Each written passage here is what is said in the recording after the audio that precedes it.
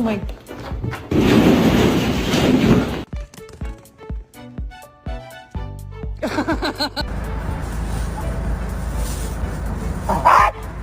Team does start to warm up nicely, though, as we get into the weekend.